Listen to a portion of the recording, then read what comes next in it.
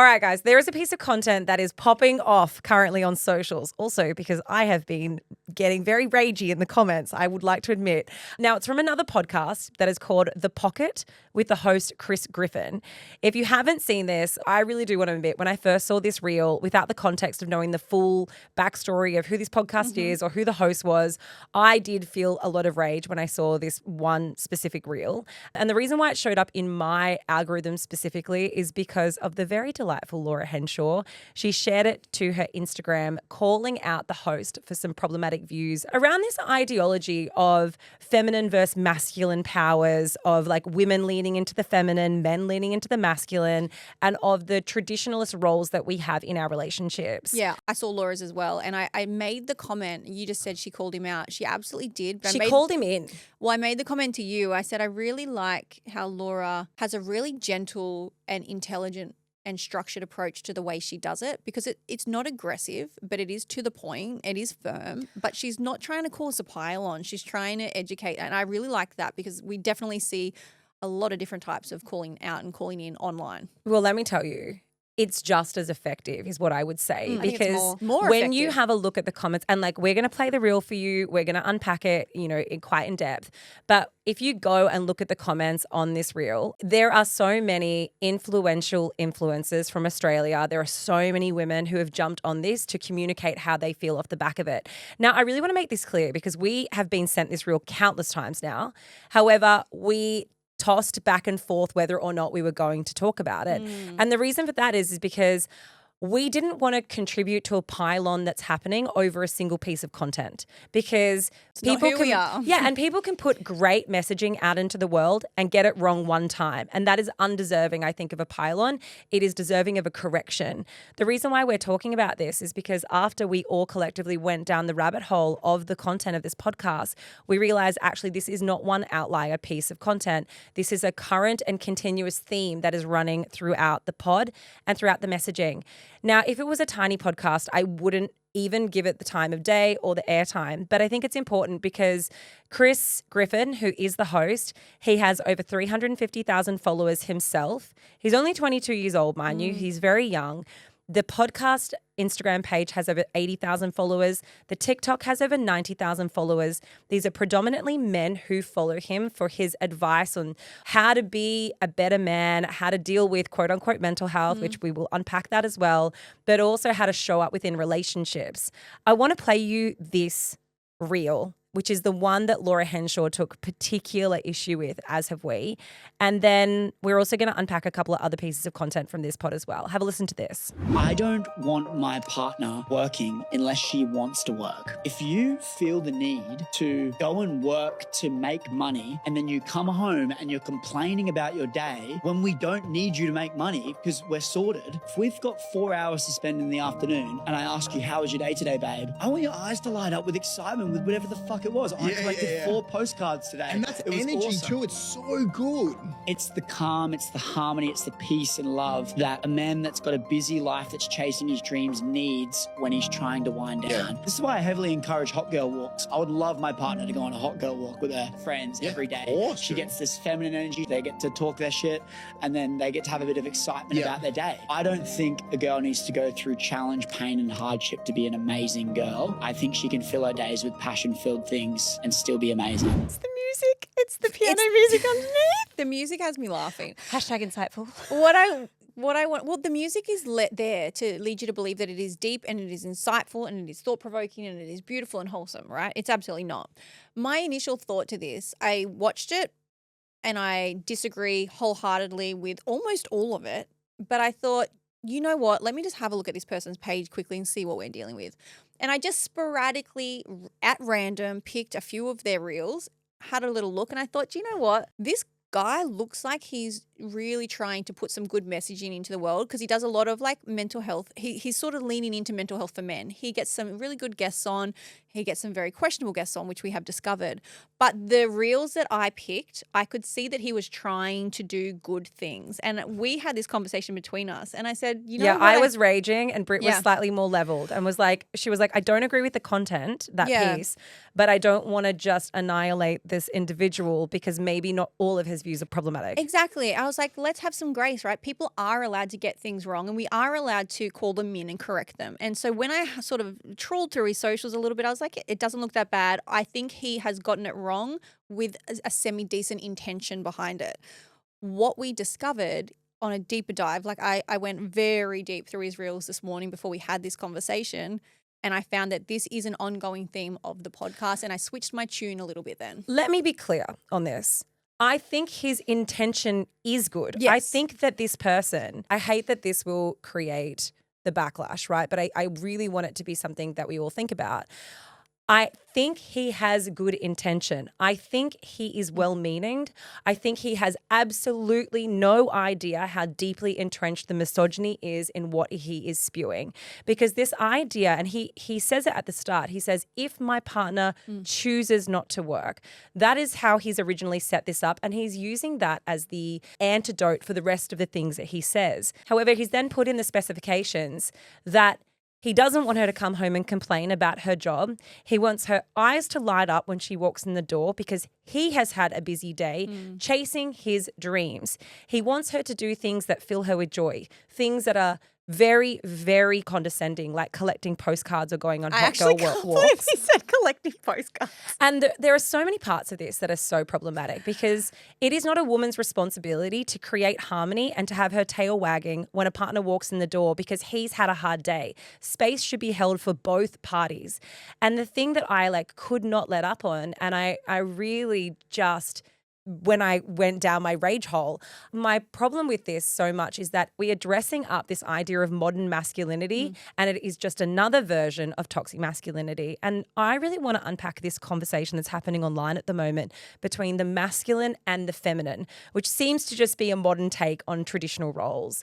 This idea that there is a masculine energy that is withheld, and that masculine energy are things like taking action, achievement, logic, assertiveness, whilst feminine energy calls into things like intuition, receiving, nurturing, compassion. The problem with this is that he has gendered those energies, right? He has said masculine energies are for men, feminine energies are for women. The reality is that every single person has this complex duality between masculine and feminine energy. And that is the antidote to toxic masculinity, recognizing the fact that men can also have an incredible presence of feminine energy, recognizing the fact that women can have an incredible essence of masculine energy. These two dynamics were never meant to be gendered, and everybody is supposed to encompass both. But what he is teaching and what these ideologies teach is that men have one and women have the other. And unless they are leaning into their feminine, then they are not fulfilling their role as women. Well, so this is one of the issues that I took from this. He's 22 years old. He's very young, but he has a very big social media following, as we've established. He is influential, and a lot of young men are following him, women as well.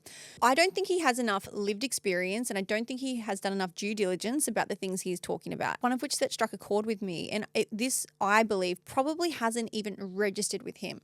But by saying you want your female partner to stay at home and be happy for you and just go on hot girl walks and collect things that make her happy, it is a form of financial control. She is not earning an income. She is not earning superannuation. She is not setting herself up for the future if that relationship collapses, if she chooses to leave.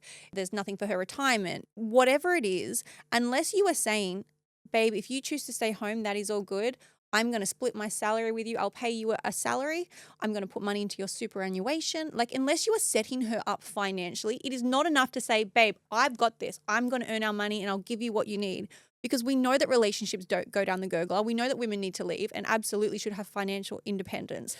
So unless you are saying I'm going to pay you a salary to stay at home and live your life, it is so problematic in itself. There's so many people that have jumped on this. And you know what? One thing that's really just so reassuring and solidifying is go and check out the comment section, because there are so many incredibly intelligent women who are doing their best to educate, probably more eloquently than I did when I jumped in the comment section.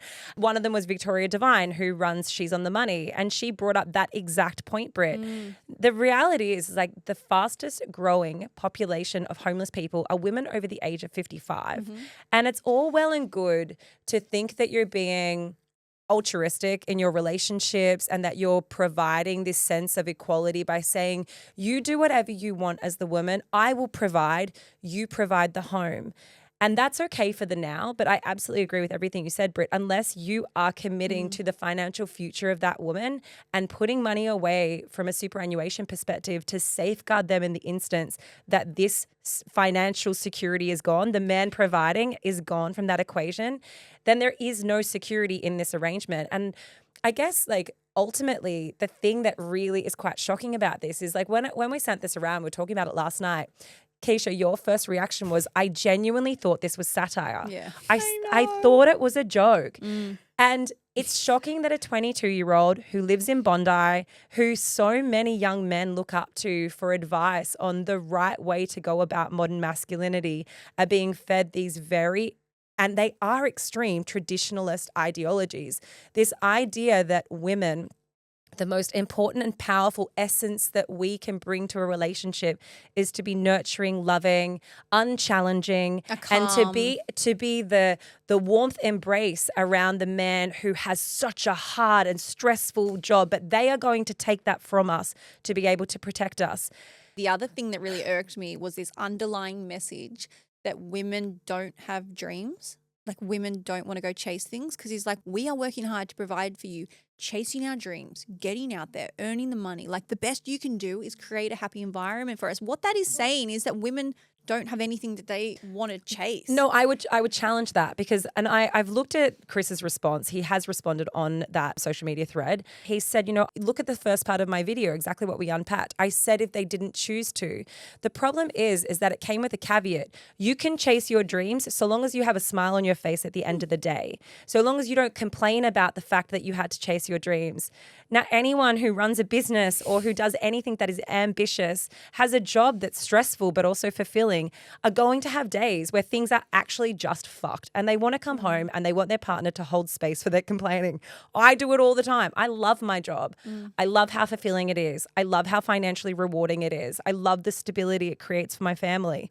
But you better believe that there are days where I come home and I do nothing but complain to Matt. Probably more than not, to be honest. That's the society we live in. Like work is hard whether you're chasing your dream or not. But the thing is in this equation, he is allowed to have space to be held for when he's having a hard day, but she is not. And maybe we are reducing it down because we only have what a lot of this conversation stems from is this 1 minute social media clip. Oh, I listened to a little bit more of the podcast and I would say it was a bit of a reoccurring theme, to be honest. And because of his age, I want to give him the benefit of the doubt that he has, without knowing, a complete lack of acknowledgement of things like his privilege. And I don't think he realizes that his unevolved version of choice feminism is actually very regressive. And what I thought was really interesting about this type of messaging is that we are seeing this shift back to more traditional gender norms, more conservative values, but it's coming in a form of soft patriarchy. It's not coming in the form necessarily of this really harsh, women belong in the kitchen, go make me a sandwich. It's in this more softer, like, I want to be a provider for you and I want to set you up with a good life and I want to treat you well and do good things and support you in that way, and you're not going to have to worry. I'm going to look after you, which are all great things. It's things that you want in a partner. But we also know that statistically it's not the case. Yes, and it lacks, firstly, the acknowledgement that there is only a certain type of woman who can have a lifestyle like that, and it's one that is incredibly privileged. There's also only a certain type of man that can provide that, and it's one that comes from immense privilege. And again, I don't want to come down too hard on him because I understand that he is young, and these are ideas and concepts that I didn't wholly understand until I was in my 30s. So I don't expect for a young man who doesn't experience the patriarchy in the same way to have an evolved stance on this. I just don't think that he realizes that by implying that being that provider for a woman and saying that you can have the choice of not working and just being a family man, being there for me, being, my calm when I come home at the end of a stressful big day, without realizing it, he's actually sprouting a lot of the messaging of this very conservative, let's go back to a better time where women didn't have to work and women didn't have to go and do these things. But guess what? Women also didn't have the right to fucking vote. They didn't have the ability to leave their relationships if they wanted to. Well, it's very romanticized. There is actually a really great comment in the trenches of this post, and it's from a person named Nicola Carter, and it just said, choice isn't something a man grants. It's something a woman owns. Autonomy isn't a favor, it is a right. And that is what I think is the missing link of this conversation. It's as though this ideology bestows choice upon a woman to be able to live the life in whatever version she wants, so long as it is always showing up happy and with a smile on her face. Because ultimately the messaging is, at the end of the day, your obligation is to make this household peaceful, and that's what you bring to the relationship. So do a good job of that. It's funny because in the last 24 hours, Keeshia, I have done a flip. I started out by saying he is only 22. Like, let's give him some grace and say, you know what? You just haven't lived enough. You haven't done enough due diligence. You haven't spoken to enough people.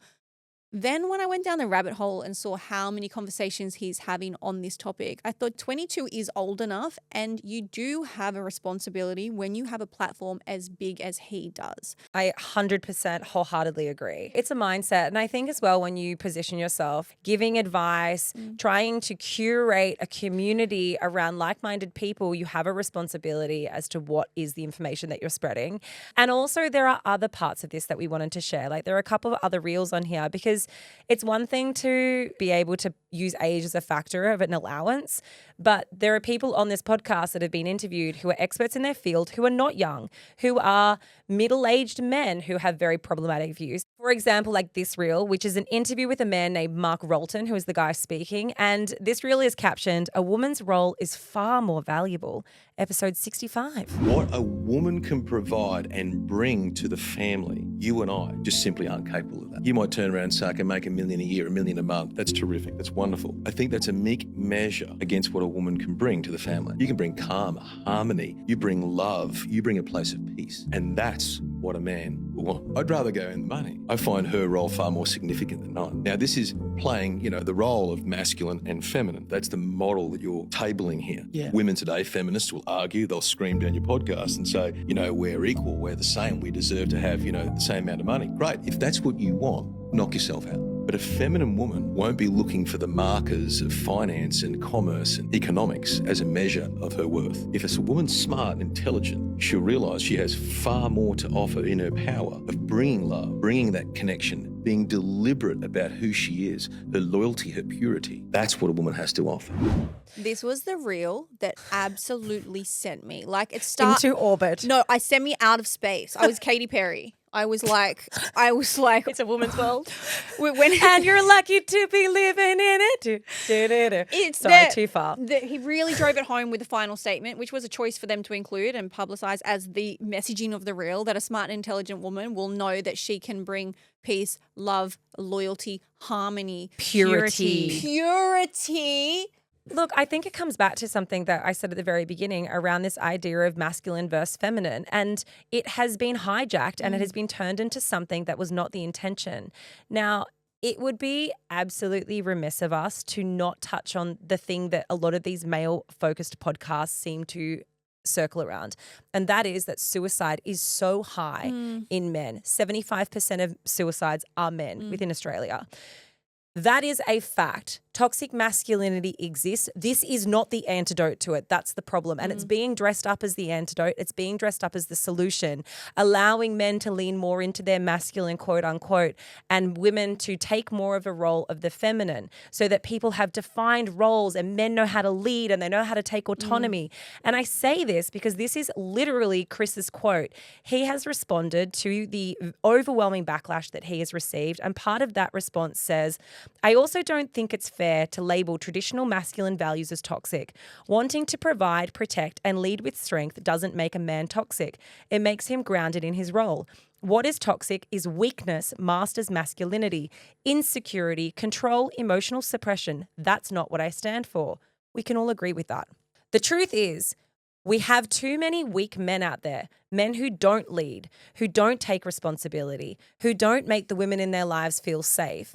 And when women stop feeling safe, they are forced to lean out of their natural feminine and into survival mode. That's how we end up with quote unquote toxic femininity and hyper independent, I don't need a man culture. It's not empowering and it's doing more damage than good.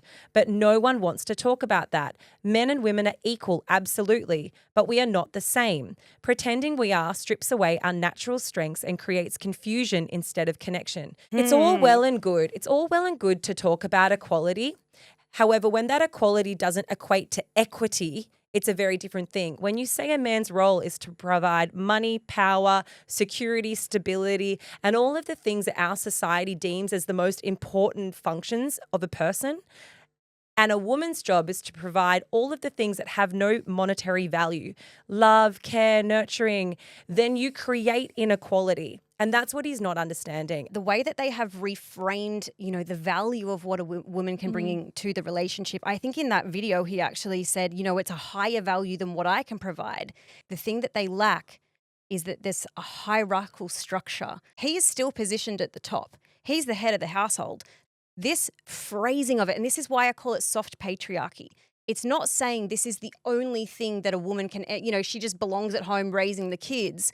It's almost this language of like, I'm empowering her by acknowledging that what she's bringing to the table is more than what I could ever do. And I'm a high value man, and therefore I want a high value, pure woman in my life. You know what this screams to me? You guys remember the speech that was done by the JD Vance? No, the Kansas City Chiefs kicker, Harrison Butker. Oh, yes. And I fucking got riled up at Yeah. the time. Fair enough, right? So look, if you don't remember it, the speech was it was a Christian college. It was the graduation college, like a university graduation. And the speech started off with saying, some of you may go on to lead successful careers in the world, but I would venture to guess that the majority of you, this is directed at the women, are most excited about your marriage and the children you will bring into this world. He then went on to say that his wife's life truly started when she began living her vocation as a wife and as a mother. Now, when we talked about this at the time, like there was quite a bit of backlash because people were like, well, what do you expect from somebody who holds traditional religious ideologies? Like that is the teachings of the church. So therefore, the women of those teachings are also sharing similar views. I don't doubt that. I don't doubt that he was preaching to his own choir. The problem is that it's not a choir that I subscribe to. And so of course we're going to have these strong opinions and backlash to it. I think it is absolutely insane that someone would get up and say in a graduation speech when every single person who's sitting in that room has just spent years dedicating themselves to their education, that the biggest success that they're going to have in their lives is being a mother and a wife. That may be the case for some women, and that's absolutely acceptable. And none of this, maybe we need to say it. I'm sure we don't, but let's just do it for clarity. None of this is to shit on people who have chosen to be stay-at-home mums, who have chosen, any type of vocation that might be a traditionalist lifestyle. That is absolutely okay. So long as your husband is protecting your future, and I'm not saying your combined future, I'm saying yours. If you get divorced, if he leaves you, if he cheats on you, if that marriage breaks down, you have financial stability that is going to secure you in the future. I don't care what happens then, but we know statistically that is not the case. The last thing I want to say on this, and I think it could be possibly one of the most important parts, is off the back of something that you just said, Keeshia. You said this is like a soft opening into a more dangerous world. It is not a soft opening. That world is here.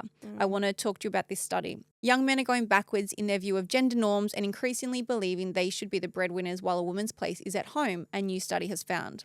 Though Australians of both genders have generally become more progressive in their opinion of gender roles over the last 25 years, analysis conducted by policy think tank E61 Institute found that since 2018, men aged between 15 and 24, so our next generation, and Chris, Chris, have veered back to conservative direction.